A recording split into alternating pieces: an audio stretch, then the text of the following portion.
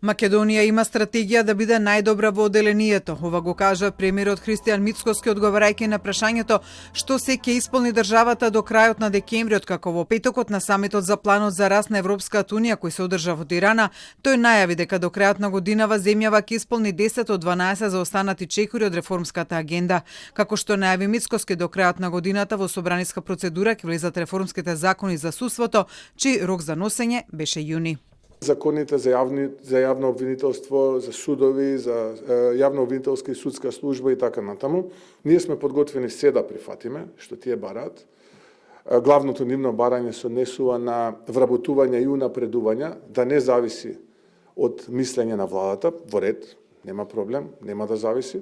За финансирањето пак на судството Мицкоски објасни дека владата ќе постави долна граница за буџетот на судовите обвинителството, која ќе биде повисока од средниот буџет кој го имаат земјите членки на Советот на Европа. Новиот закон за судски совет, тој помина на владина седница, моментално се усогласува, се чека мислење од канцеларијата на Европската комисија и очекувам дека до крајот на декември месец ќе биде и тој поминат во рамките на собранието.